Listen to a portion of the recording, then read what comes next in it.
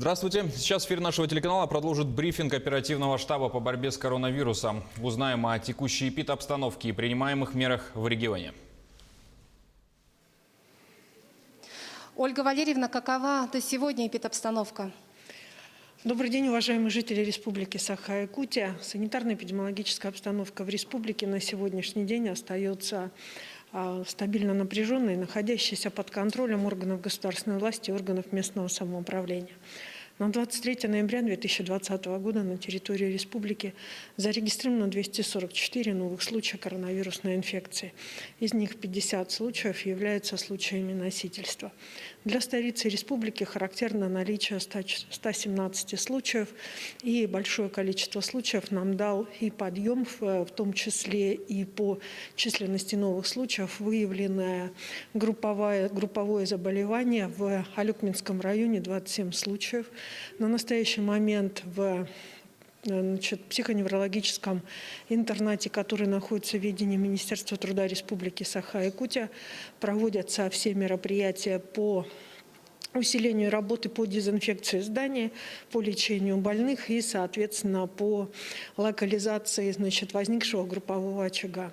Необходимо обратить внимание на то, что также по 8-7 случаев зарегистрировано в Сунтарском и Вилюйском районе. В остальных районах республики от 6 до 1 случая практически во всех. И необходимо для жителей ряда районов обратить внимание на следующие позиции. Мы прекрасно понимаем, что действительно достаточно сложно какие-то определенного рода мероприятия, которые в жизни вашей происходят, проводить с меньшим количеством народа. Но, тем не менее, в ряде районов, таком как Усьмайском, зарегистрирован вновь групповой случай, связан с совместным семейным мероприятием. На что обращаю особое внимание, и особенно не только на Усьмайский район, а в целом на организацию различного рода семейных мероприятий везде. Поэтому еще раз хочу на это обратить особое внимание. На территории республики за последние сутки зарегистрировано 2 летальных случая.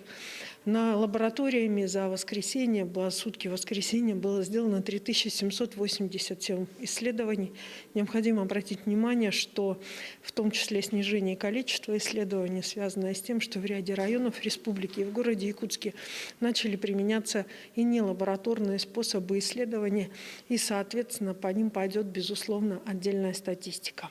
Сегодня в своем брифинге в понедельник я бы хотела обратить внимание на ситуацию, вообще сложившуюся по тем категориям больных, которые есть в наших больницах. К сожалению, очень многие дети, а может быть родственники, достаточно часто забывают о своих одиноких родственниках. И сегодня у нас появились случаи, когда в тяжелом состоянии приводят одиноких родственников. И поэтому огромная просьба: пожалуйста, вспоминайте, чаще звоните своим родителям, старшим братьям и сестрам. Им в любой момент может понадобиться как ваша помощь, так и помощь учреждений здравоохранения. Наши учреждения здравоохранения работают в том же достаточно четком, понятном уже всем алгоритме действий. Ряд учреждений здравоохранения изменяют свой порядок работы. Так, в порядке эксперимента на базе поликлиники номер 3 организуется полный цикл, непосредственно диагностического центра. Но в скором будущем мы ждем открытия дополнительной лаборатории в поликлинике номер 1. И так по каждому учреждению происходит плановая работа. Тем не менее, и все медики сегодня обращаются ко всем жителям республики: берегите своих родственников, особенно старшего поколения. Они готовы вас лечить, но очень просят, чтобы им было хотя бы немного, но полегче. Ольга Валерьевна, благодарю. Это был брифинг регионального оперативного штаба по борьбе с коронавирусом. Сейчас эфир продолжит выпуск новостей. Не переключайтесь.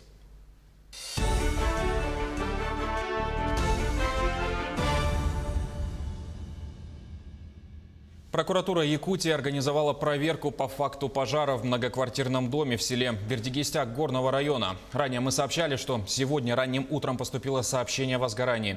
Дом 11-квартирный, 2009 года постройки.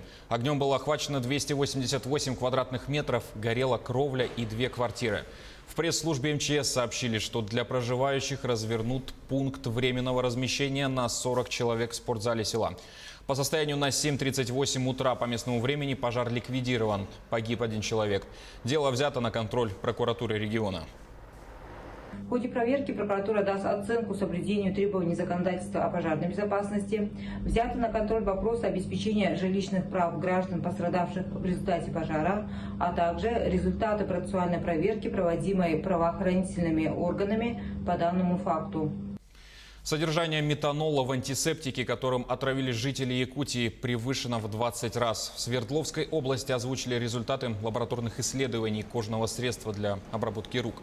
Содержание метилового спирта составляет от 62 до 69% в разных пробах при максимально допустимом значении в 3,5%. Кроме того, в нарушении закона на этикетке не указан истинный состав продукции. На ней написано 70% спирта, без уточнения, какого именно. Территориальными отделами управления Роспотребнадзора ведется работа по выявлению точек реализации опасного антисептика и изъятию его из оборота. Согласно этикетке, средство для рук «Антисептс» было произведено в Свердловской области в поселке Октябрьский ИП Калинин АВ. Глава Якутии провел рабочую встречу с министром экономического развития России Максимом Решетниковым. В ходе встречи Айсен Николаев обратил внимание министра на то, что в целом реализация нацпроектов в республике идет без отставания от планового графика. В 2020 году в Якутии реализуется 48 региональных проектов, в рамках которых ведутся работы по строительству и реконструкции 36 объектов.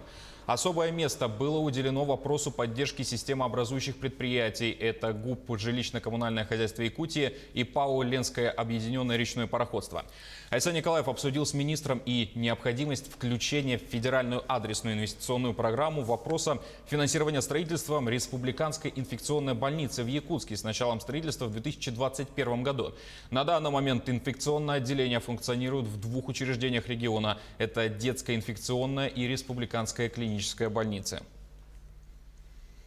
Обнародованы результаты исследования российских регионов с самыми высокооплачиваемыми сотрудниками. Лидирующими по их количеству с зарплатами свыше 100 тысяч рублей в 2020 году стали Москва и Крайний Север. На первом месте рейтинга Чукотка. Более 40% работников получают от 100 тысяч рублей в месяц. Далее расположились Ямало-Ненецкий автономный округ 35%, Москва 31,6%, Магаданская область 27,3%, Ненецкий автономный округ 25,8%, Сахалинская область 21,9%, Якутия 18,9%. Замыкают рейтинг регионы с зарплатой менее 15 тысяч рублей. К ним относятся республики Северного Кавказа.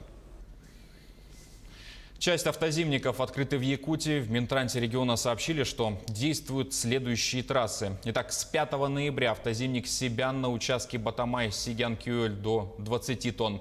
С 10 ноября автозимник Арктика на участке Черский, Чукотский автономный округ до 20 тонн. С 13 ноября автозимник Верхояне на участке Верхоянск-Баранук до 10 тонн. С 17 ноября автозимник Усть-Куйга-Казачьи Кресты.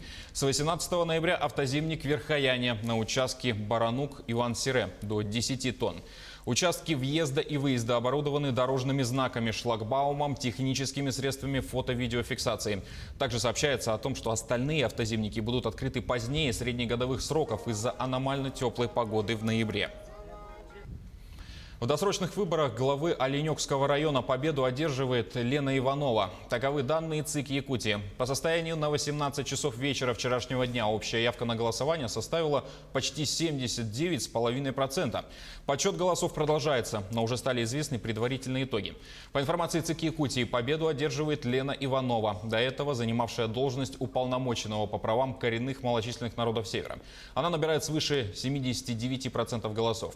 Основной конкурент самого движенец Христофор Васильев набирает пока чуть больше 16% голосов избирателей. Остальные кандидаты набрали от 1 до 2%. Сотрудники ГИБДД выявили маршрутные автобусы, осуществлявшие перевозку пассажиров с техническими неисправностями. Помимо водителей, к ответственности привлечены должностные лица, отвечавшие за их эксплуатацию. По информации ведомства, нарушения произошли в Якутске и Ленске. Водители были привлечены к административной ответственности. В отношении же должностных лиц составлены протоколы, каждый оштрафован на 5000 рублей. Инспекторы напомнили, что за подобные нарушения предусмотрена и уголовная статья, в рамках которой может грозить до 10 лет лишения свободы. 30 ноября отметят День Хамуса. Праздник вышел далеко за пределы Якутии. Вот уже который год его отмечают и москвичи. О музыкантах, хамусах и варганах из столицы России передает наш СУБКОР в Москве. Айсена Бурнашова.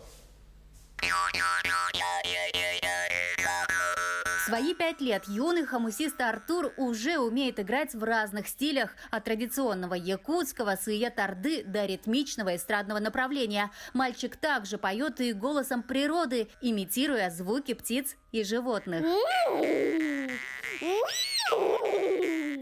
Артур живет в Москве, но каждый год гостит в Якутии. Впервые хамус он услышал в 2018 году именно там, на родине предков. Всего за 2 года мальчик сумел овладеть музыкальным инструментом. За плечами хамусиста и выступления на разных площадках Москвы, включая концерты Алены Подлужной и фестиваль в Зарядье. Артур признается, на сцену выходит без капли волнения.